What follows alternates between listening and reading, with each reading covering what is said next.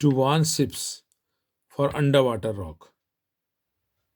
Ship को warn करने के लिए अंडर वाटर रॉक, पानी के अंदर जो चट्टानें होती हैं। A lighthouse spreads a red coloured light over a sector of angle 60 degree to a distance of 16.5 kilometer. Find the area of the sea over which the ships are warned.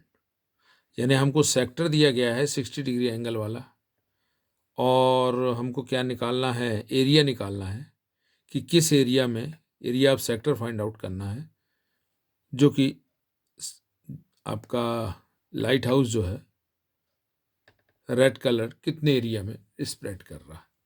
पाई की value हमको 3.14 रखना। इसमें आपको क्या करना है, question आप देख रहे हैं, पॉज कर दीजिए वीडियो को पॉज करिए और कैलकुलेट बाय योर ओन, और खुद से कैलकुलेट करिए। वीडियो को पॉज करने के बाद कैलकुलेट करिए और टाइम काउंट करिए कि आप कितनी देर में क्वेश्चन सॉल्व कर सकते हैं। पॉज कर दीजिए वीडियो को।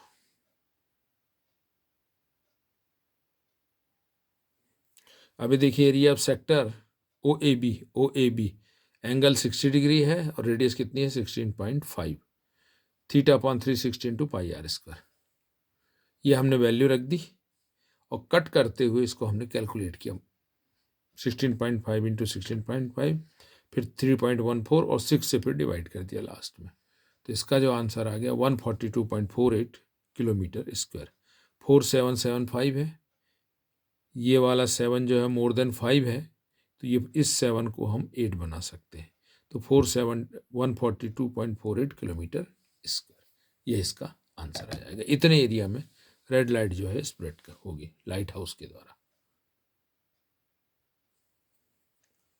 अब ये क्वेश्चन देखिए, ये फिगर ट्रायंगल दिया हुआ है OAB, ये ट्रायंगल है राइट। OAB एक ट्रायंगल है, इसका हमको एरिया फाइंड आउट करना है। अब इस ट्रायंगल का एरिया निकालने के लिए हमको ज़रूरत पड़ेगी बेस AB की और परपेंडिकुलर OM की। फार्मूला तो हम अप्लाई कर देंगे 1/2 बेस इंटू हाइट, लेकिन हमको इस बेस की ज़रूरत पड़ रही है और ये परपेंडिकुलर की। यहाँ पे एंगल कितना बन रहा है 60 डिग्री, यहाँ पे एंगल कितना बन रहा है 60 डिग्री दोनों साइड। और AO जो है वो कितना है 12 सेंटीमीटर, ये कितना है 12 सेंटीमीटर। अब इस फिगर को आप कॉपी में बना लीजिए और कॉपी में बनाने के बाद वीडियो को पॉज कर दीजिए और पॉज करके सॉल्व करिए। सॉल्व बाय योर ओन और टाइम काउंट करिए कि आप कितनी देर में इस क्वेश्चन को सॉल्व कर पाते हैं।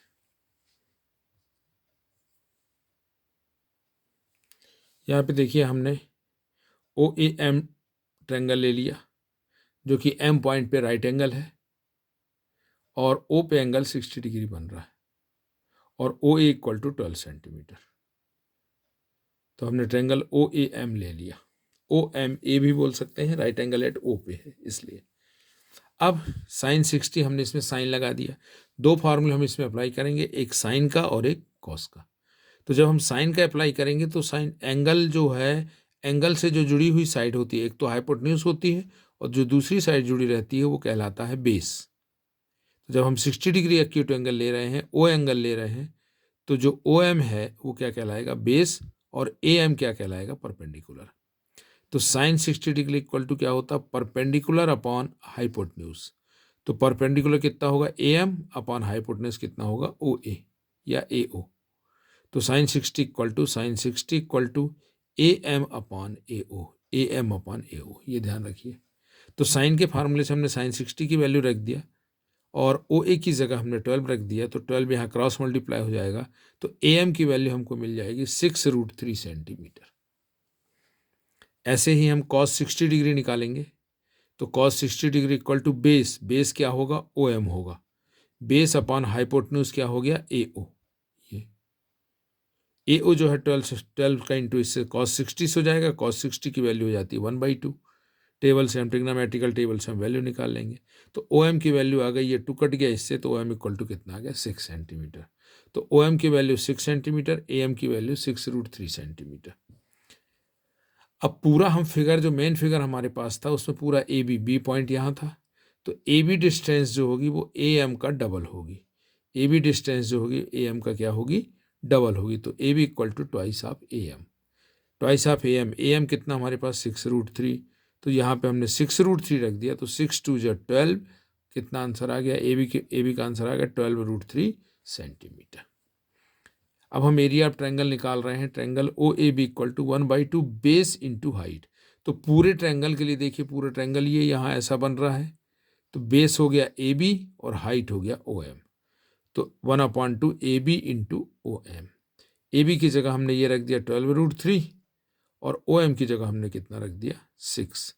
2 से काटा तो 2 6 जा और 6 6 जा 36√3 सेंटीमीटर स्क्वायर। तो उस पूरे triangle A B O A B, ये पूरा ट्रायंगल जो बनेगा, इस पूरे ये पॉइंट बी है, तो पूरा ट्रायंगल ओ ए बी, इस ट्रायंगल का एरिया कितना आ गया 36√3 सेंटीमीटर स्क्वायर। अब यहाँ पे ये देखिए, यहाँ पे इस ट्रायंगल का एरिया हम की ज़रूरत क्यों पड़ती है, क्योंकि यदि हमको सर्कल में हम एक चीज़ पहले निकालते हैं, area of sector, area of sector, और फिर एरिया ऑफ सेगमेंट यदि निकालने की बात आती है, एरिया ऑफ सेगमेंट, तो एरिया ऑफ सेगमेंट निकालने के लिए एरिया ऑफ सेक्टर में से एरिया ऑफ ट्रायंगल को हम माइनस करेंगे। एरिया ऑफ सेक्टर में से हम एरिया ऑफ ट्रायंगल को माइनस कर देंगे, तो क्या निकलेगा, एरिया ऑफ सेगमेंट। ये इसलिए हम ये कैलकुलेशन हमारा इंडिपेंडेंटली बनना चाहिए। डिग्री चेंज हो सकती है, 12 सेंटीमीटर की जगह कुछ और यूनिट डिस्टेंस हो सकती है। तो इस तरीके से हम साइन और कॉस लेकर के, इस फिगर में साइन और कॉस लेकर के हम इसको कैलकुलेट कर सकते हैं।